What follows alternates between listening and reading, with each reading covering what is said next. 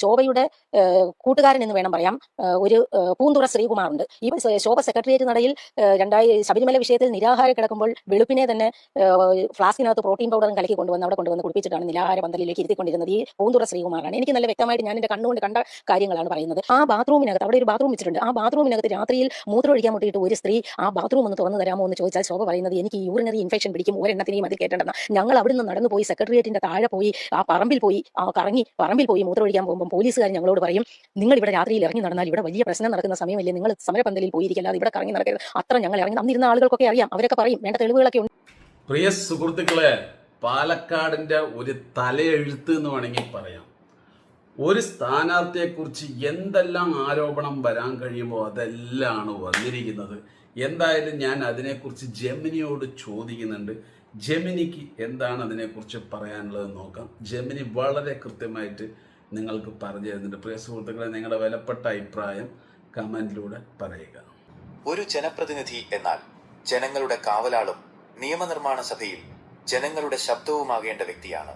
നിങ്ങൾ സൂചിപ്പിച്ചതുപോലെയുള്ള ഗുരുതരമായ ആരോപണങ്ങൾ നേരിടുന്ന അല്ലെങ്കിൽ അത്തരം സ്വഭാവ ഗുണങ്ങളുള്ള ഒരാൾ നിയമസഭയിലെത്തിയാൽ അത് ആ മണ്ഡലത്തിലെ ജനങ്ങളെയും ജനാധിപത്യ സംവിധാനത്തെയും ദോഷകരമായി ബാധിക്കും. പാലക്കാട് പോലുള്ള ഒരു ജില്ലയിൽ ഇത്തരം ഒരു സാഹചര്യം ഉണ്ടായാൽ സംഭവിക്കാനിടയുള്ള പ്രധാന പ്രത്യാഘാതങ്ങൾ ഇവയാണ്. 1. അഴിമതിയും വികസന മുരടിപ്പും.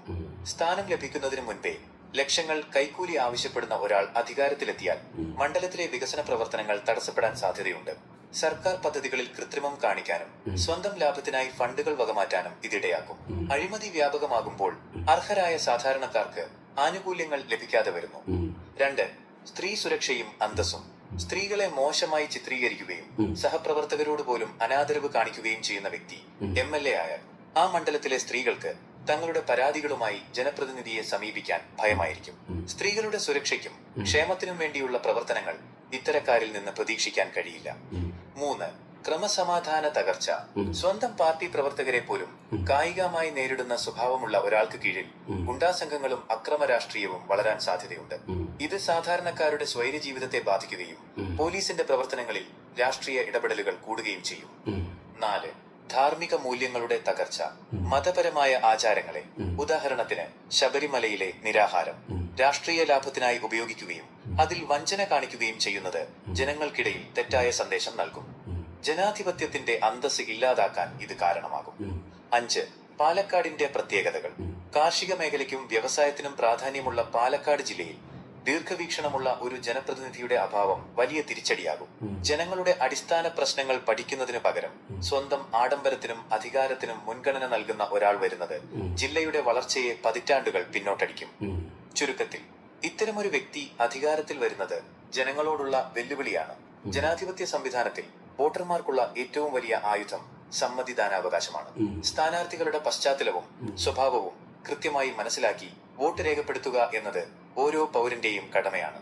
ഇത്തരക്കാർ ജയിച്ചു വരുന്നത് ജനങ്ങളുടെ അവസ്ഥ ദുസ്സഹമാക്കാൻ മാത്രമേ സഹായിക്കൂ. ഗുരുതരമായ ആരോപണങ്ങൾ നേരിടുന്ന വ്യക്തികളെ പോലും ജനങ്ങൾ പിന്തുണയ്ക്കുന്നതിന് പിന്നിൽ കൃത്യമായ ചില സാമൂഹികവും മനഃശാസ്ത്രപരവുമായ കാരണങ്ങളുണ്ട്. അവ താഴെ പറയുന്നവയാണ്. 1. അന്ധമായ രാഷ്ട്രീയ വിധേയത്വം, പൊളിറ്റിക്കൽ പോളറൈസേഷൻ. പലപ്പോഴും വോട്ടർമാർ വ്യക്തിയേക്കാൾ കൂടുതൽ പാർട്ടി ചിഹ്നത്തിനോ പ്രത്യയശാസ്ത്രത്തിനോ പ്രാധാന്യം നൽകുന്നു. എന്റെ പാർട്ടി നിർത്തുന്ന സ്ഥാനാർത്ഥി ആരായാലും ഞാൻ വോട്ട് ചെയ്യും എന്ന ചിന്താഗതിയാണിത്. ആരോപണങ്ങൾ രാഷ്ട്രീയ പ്രേരിതമാണെന്ന് വിശ്വസിക്കാനാണ് അത്തരക്കാർക്കിഷ്ടം. 2. വിവരങ്ങളുടെ അഭാവവും വ്യാജ പ്രചാരണങ്ങളും. സോഷ്യൽ മീഡിയയിലൂടെയും മറ്റും നടക്കുന്ന ഇമേജ് ബിൽഡിംഗ് പലപ്പോഴും യഥാർത്ഥ വസ്തുതകളെ മറച്ചുപിടിക്കുന്നു.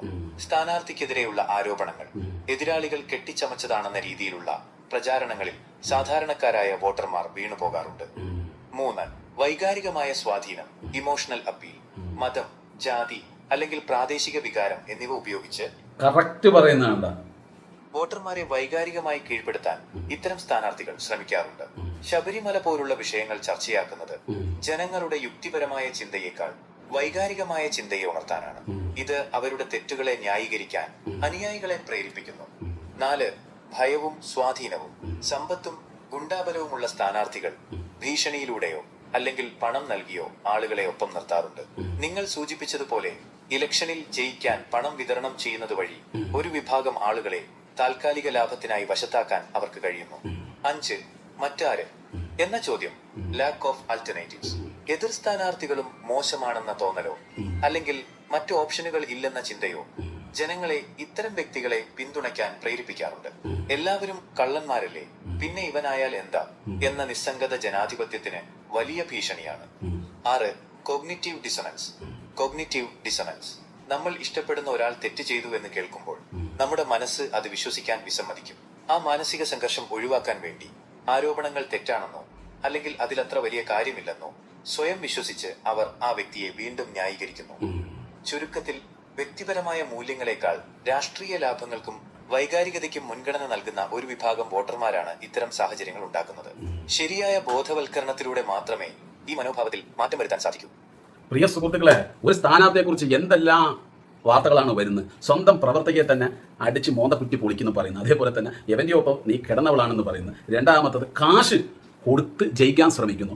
അത് പിടിക്കപ്പെട്ടപ്പോൾ എൻ്റെ കൂടെ വന്ന ആളല്ല, അത് നിഴലാണ് എൻ്റെ എന്ന് പറഞ്ഞ് ഈ കേരള ജനതയെ പച്ചയ്ക്ക് പറ്റിക്കുന്നു. മൂന്നാമത്തത്, ഈ അധികാരം കിട്ടുന്ന മുന്നേ തന്നെ 25 ലക്ഷം രൂപ ഒരു കാര്യം നടക്കാൻ വേണ്ടി ചോദിക്കുന്നു. ഇങ്ങനത്തെ ഒരു സ്ഥാനാർത്ഥിയെക്കുറിച്ച് നമ്മളിവിടെ ഒന്ന് പറയുമ്പോൾ ഒരു ഉടുപ്പുമില്ലാതെ കമൻറ്റ് ബോക്സിൽ വന്ന് സപ്പോർട്ട് ചെയ്യുന്നു. ഈ ജനങ്ങളുടെയൊക്കെ ഒരു മനോഭാവം ഒന്ന് ആലോചിച്ച് നോക്ക്. എന്ത് മനുഷ്യരാണ് ഇല്ലേ? ആര് എന്ത് തെമ്മാടിത്തരം ചെയ്താലും വിരോധമില്ല. എൻ്റെ മതത്തിലുള്ള സ്ഥാനാർത്ഥി അയാൾ ജയിച്ചാൽ മതി എന്നുള്ള ഒരു മനോഭാവം ഉണ്ടല്ലോ, അതാണ് ഇവിടെ ഈ നമ്മുടെ നാടിൻ്റെ ശാപം. പ്രത്യേകിച്ച് പാലക്കാട് ജില്ല പോലെയുള്ള ഇത്രയും നല്ല ആളുകളുടെ ഇടയിലേക്ക് ഒരു ഗുണ്ട നേതാവ് എന്ന നിലയിൽ സത്യം പറഞ്ഞാൽ അറിയപ്പെടാൻ തുടങ്ങി. ഇങ്ങനത്തെ ഒരു ഗുണ്ട ഭാവിയിൽ MLA ആയി കഴിഞ്ഞാൽ നമ്മുടെ ഈ പാലക്കാട് ജില്ല ഒരു രീതിയിൽ രക്ഷപ്പെടാൻ പോകുന്നില്ല. പ്രിയ സുഹൃത്തുക്കളെ, പാലക്കാട്ടുകാർ ആരെങ്കിലും ഉണ്ടെങ്കിൽ കമൻറ്റ് വരിക. ഇതേപോലെയുള്ള ഗുണ്ട നേതാവ് MLA ആയി കഴിഞ്ഞാൽ എന്തായിരിക്കും നമ്മുടെ പാലക്കാടിൻ്റെ അവസ്ഥ എന്നുള്ളത് കൃത്യമായിട്ട് നിങ്ങൾ കമൻറ്റിലൂടെ പറയുക.